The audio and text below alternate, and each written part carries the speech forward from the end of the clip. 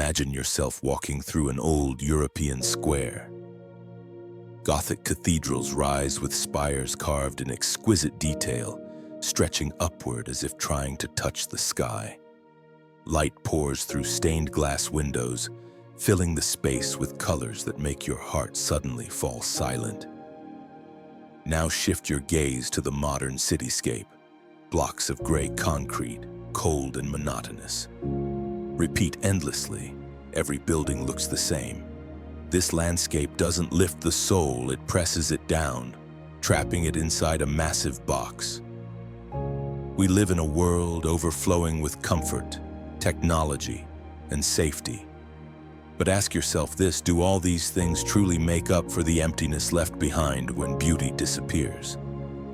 The philosopher Roger Scruton once warned that beauty is not simply fading, it is being replaced by something else. He called it the cult of ugliness. And if you look closely, it is everywhere. In architecture dominated by lifeless towers. In music produced like an assembly line, predictable and formulaic. In art and sculpture where shock and distortion are praised instead of wonder and harmony.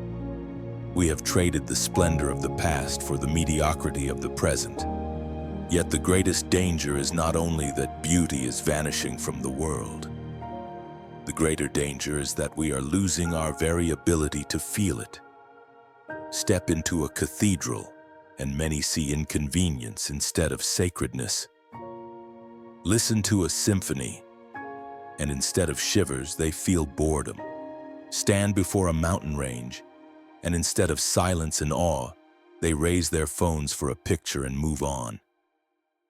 We think we are still living with beauty, but in truth, we are living in a world that has forgotten how to feel it. And when the ability to sense beauty dies, what is left that can hold the human heart together? Beauty is a fundamental need. Since ancient times, Plato placed beauty on the same level as truth and goodness. He believed these were the three ultimate values, the pillars of human longing. We seek truth not for utility, but because it is true. We choose goodness not for gain, but because it is good. And we desire beauty simply because it is beautiful. But why is this so? Because without beauty, you may survive, but you do not truly live. Imagine a house with walls, doors, and a roof, but no light. It can still shelter you, yet everything inside remains cold and dark. Our lives are much the same. Without beauty, the soul becomes a room without light. Material things may be enough, but the spirit withers in the shadow.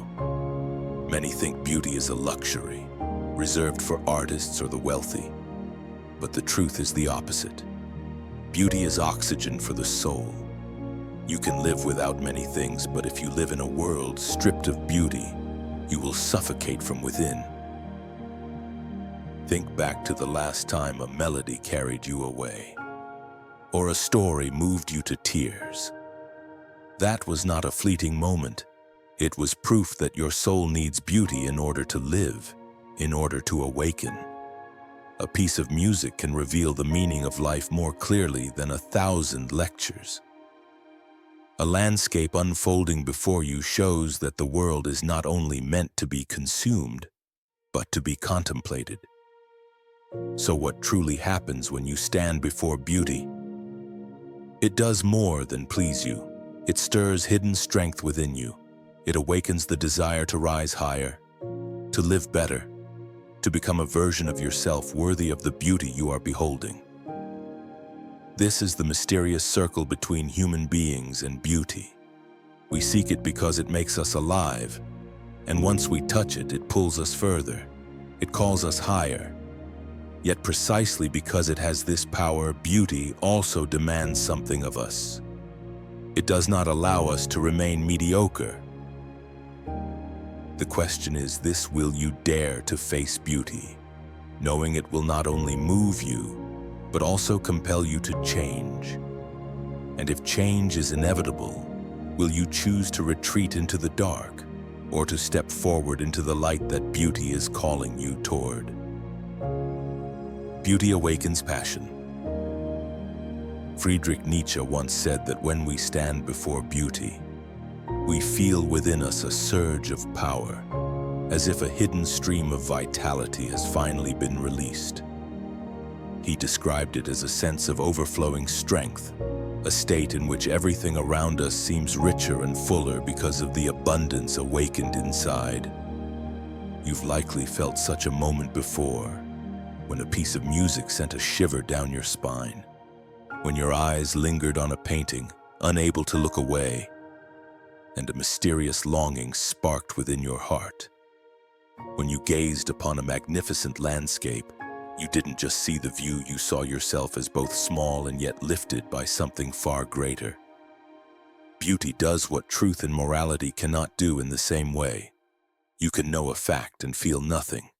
You can do what is right and remain untouched. But when you encounter beauty, your heart ignites. It bypasses reason and strikes directly at emotion, stirring the deepest layers of the soul. Beauty always carries a voice. It calls you upward, always upward. When you witness something truly beautiful, a longing rises within you to become better, purer, more worthy. You want to reach the same height as the beauty that stands before you.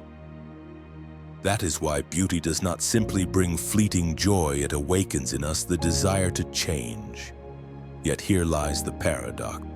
Because beauty calls us higher, many are afraid of it. Afraid they will never be enough to meet its standard. Afraid it will expose their flaws, their cracks, their mediocrity. And out of fear, they turn away. Instead of opening themselves to be lifted by beauty, many choose the easier path. They turn to things that demand nothing of them, things that never remind them of their own shortcomings. And that path leads directly to the opposite of beauty, the embrace of the ugly. So the question is no longer why beauty is great, but why we fear it.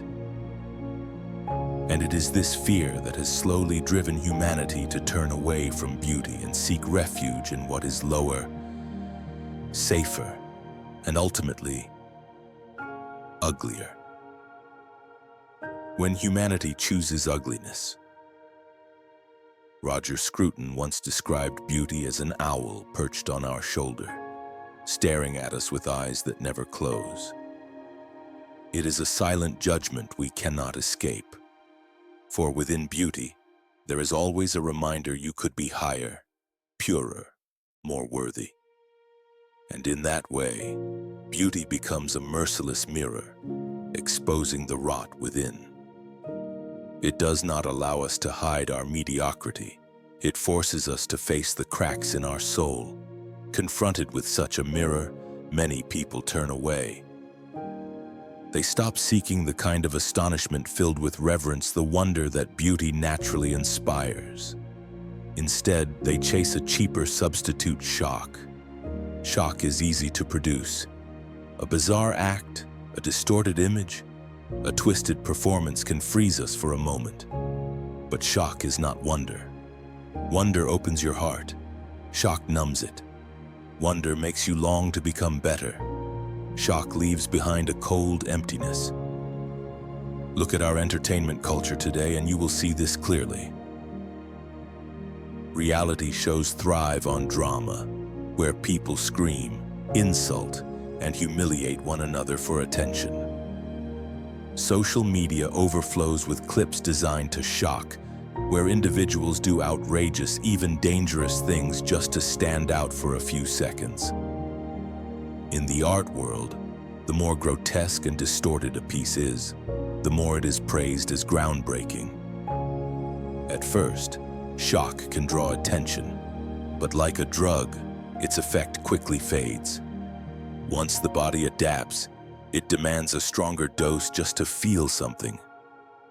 Society spirals into an endless chase, more distortion, more perversity, more noise just to satisfy a hunger that shock can never feed.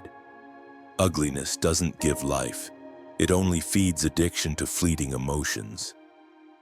And as people grow accustomed to shock, they lose the ability to respond to beauty. A painting no longer moves them, it bores them.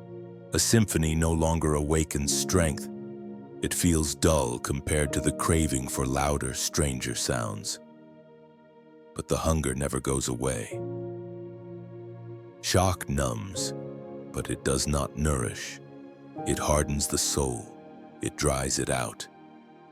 The real danger is not that we are surrounded by ugliness, but that we have grown used to it. When distortion becomes normal, when perversity becomes fashionable, humanity has entered a new religion, a religion without cathedrals, without rituals, only obsessed with function and utility. This is the cult of utility, and as ugliness reigns, one must ask, where are we heading if what we choose no longer lifts us higher, but drags us lower each passing day? The cult of utility. Look up at the modern cities around us. Box-shaped towers, cold and lifeless, stacked like giant containers. We call them workplaces, apartments, symbols of progress. But in truth, many of these structures are nothing more than prisons for the soul. They keep out the rain and sun, yet they awaken no sense of wonder, no spark of inspiration. Le Corbusier, one of the pioneers of modern architecture, once declared that the old centers of cities with their spires and cathedrals should be torn down and replaced with lifeless skyscrapers. And just as he envisioned, beauty was gradually pushed aside to make way for utility. We build to serve, yet we end up imprisoning ourselves in monotony. Each block of concrete is like a hollow box, swallowing both the human spirit and the landscape. Where Gothic cathedrals once lifted the eyes upward, today's concrete slabs push the gaze downward, smothering the longing for transcendence. The question is this: 1,000 years from now, will any building of our age be worthy of pilgrimage, the way people still flock to Notre Dame?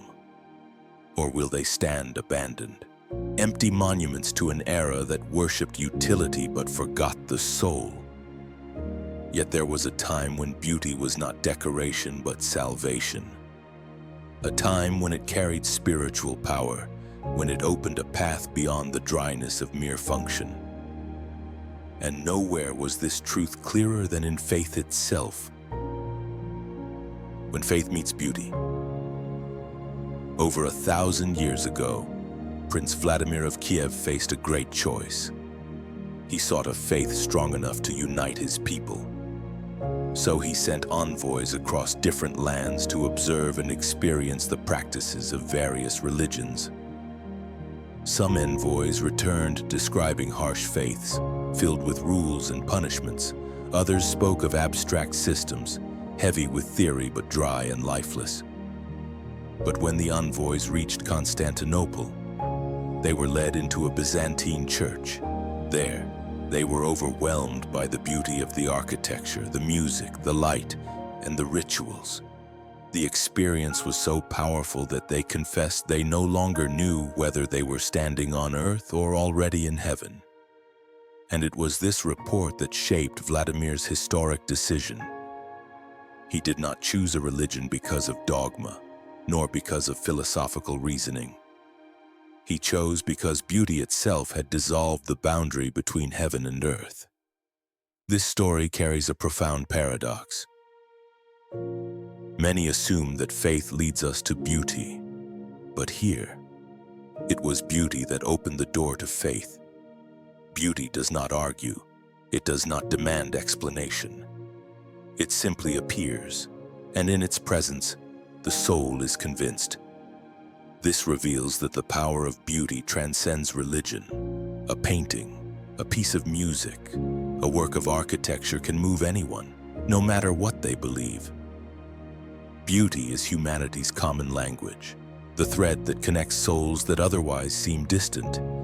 And if in the past an entire nation found spiritual salvation through beauty, then today, in a world growing barren with utility and ugliness, we must ask, what is it that we need most to find ourselves again?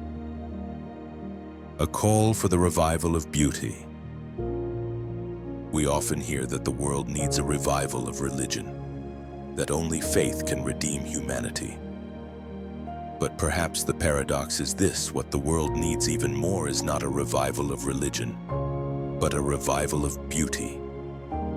For religion can divide, but beauty unites. Faith can be debated, but beauty reaches the heart even when the mind still doubts. Fyodor Dostoevsky once wrote, "Man can live without bread, but not without beauty." At first glance, such a statement seems absurd, yet it reveals a profound truth. Bread sustains the body, but beauty keeps us human. A society may be poor in material wealth, yet still alive with hope if beauty remains. But a society rich in possessions and empty of beauty is like a body with flesh and skin, but without a soul. Think of beauty as a flame. When it burns, there is light, there is direction, there is hope. But when that flame dies, darkness consumes everything. And in that darkness, humanity loses not only beauty, but itself. For when beauty is lost, you lose your connection to the highest part of your soul. When beauty is lost, you lose the reason to become better, to live nobly. When beauty is lost, you lose the world. Today, more than ever, we need a new kind of courage. The courage not to settle for ugliness. The courage to resist mediocrity. The courage to revive beauty not only in art or architecture, but in how we live, how we treat each other, and how we see ourselves. And if you feel this truth within you, you will understand that beauty is not a luxury. It is the foundation. It is the one thing humanity must never lose. For once it is gone, everything else is nothing but an empty shell. If you believe that beauty is something humanity must never lose, then join this channel. Here, we keep that flame alive together, so that beauty does not merely survive, but is revived in your life and in the world around you.